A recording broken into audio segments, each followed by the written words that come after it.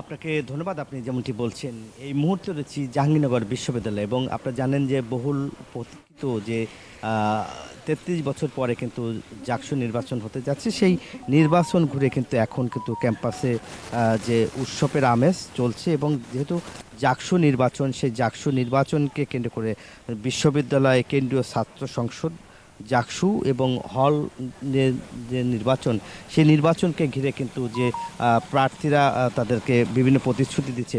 আপনার সাথে যদি একটু কথা বলি, আপনি তো জিএস পদে নির্বাচন করবেন, প্রতিশ্রুতি কি দিয়েছেন, ইস্তেহার কি ঘোষণা করবেন?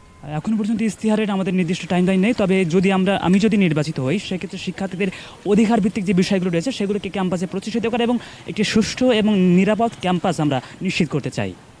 ধন্যবাদ আপনাকে। শুনছিলেন যে তারা কিন্তু আসলে যে একটি ক্যাম্পাস তারা বলতে চায় যে নিরাপদ একটি ক্যাম্পাস গড়তে চায় এবং শিক্ষার্থীরা আপনারা দেখতেই পাচ্ছেন যে তারা কিন্তু এখন বিভিন্ন বটতলা, বিভিন্ন ক্যান্টিন এবং চায়ের আড্ডায় যেখানে রয়েছে সেসব আড্ডা স্থলে কিন্তু এখন প্রার্থীরা কিন্তু ভোটারদের কাছে যাচ্ছে এবং বিভিন্ন কথা বলছে এবং যেহেতু হলগুলোতে সাধারণ শিক্ষার্থীদের স্বতঃস্ফূর্তভাবে কিন্তু অংশগ্রহণ করার কথা বলা হচ্ছেন। একই সঙ্গে কিন্তু আপনারা জানেন ক্যাম্পাসের অনেক জায়গা রয়েছে, সেসব জায়গায় কিন্তু তারা ভোট চাচ্ছেন এবং সাধারণ শিক্ষার্থীদের দাবির কথা বলা হচ্ছে, বিভিন্ন প্রত্যাশার কথা বলা হচ্ছে এবং নিরাপদ ক্যাম্পাস এর কথা বলা হচ্ছে এবং বিভিন্ন সমর্থন নিয়ে কিন্তু তারা আসলে সেই শিক্ষার্থীদের কাছে যাচ্ছে এবং এক কথাই তারা বলতে চায় যে জাহাঙ্গীরনগর বিশ্ববিদ্যালয়ে দীর্ঘ ১৭ বছর পরে এই বিশ্ববিদ্যালয়ের যে এখন স্বতঃস্ফূর্তভাবে তারা নির্বাচনে অংশ নিতে পারেছে এবং একটি দল না থাকায় তারা বলছে যে এখন জুলাইয়ের যারা যোদ্ধা বা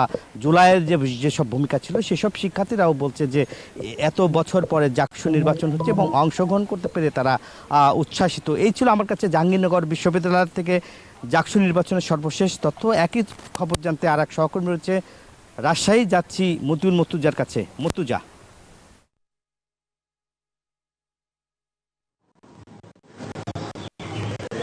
নাজমুল, রাজশাহী বিশ্ববিদ্যালয়ে আগামী রবিবার থেকে মনোনয়নপত্র বিতরণ শুরু হবে।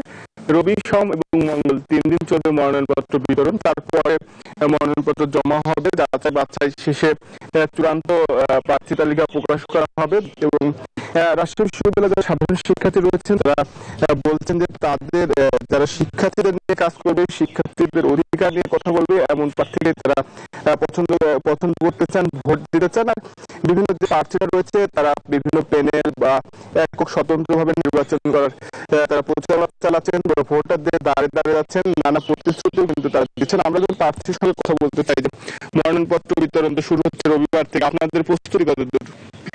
মনোনয়নপত্র বিতরণ শুরু হচ্ছে আগামী রবিবার থেকে। সে জায়গায় এখন শেষ মুহূর্তে এসে প্যানেল গোছানোর যে প্রস্তুতি, চলছে। আমরা আমাদের প্যানেল মোটামুটি গুছিয়ে ফেলেছি, চূড়ান্ত পর্যায়ে রয়েছে।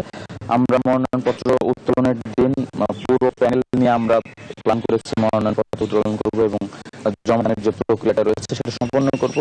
এর বাইরে আমি যদি বলি যে আজকে বিশ্ববিদ্যালয়ের মনোনয়ন ফর্মের একটি ফি নির্ধারণ করা হয়েছে।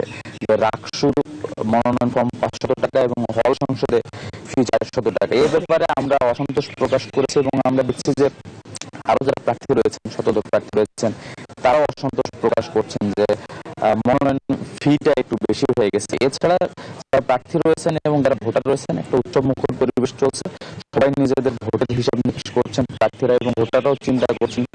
আমরা দাঁড়িয়ে যাচ্ছি, তাদের দিক থেকে সর্বোচ্চ সাড়া পাচ্ছি, আশ্বাস পাচ্ছি। ধন্যবাদ আপনাকে। বলছিলেন যে শেষ মুহূর্তে প্রস্তুতি নিচ্ছেন প্রার্থীরা মনোনয়নপত্র জমা দেওয়ার জন্য, উত্তোলনের জন্য। এই ছিল রাজশাহী বিশ্ববিদ্যালয় থেকে সর্বশেষ। নাফিসা, মতিউর মুর্তজা এবং নাজমুল হুদার, ধন্যবাদ আপনাদের।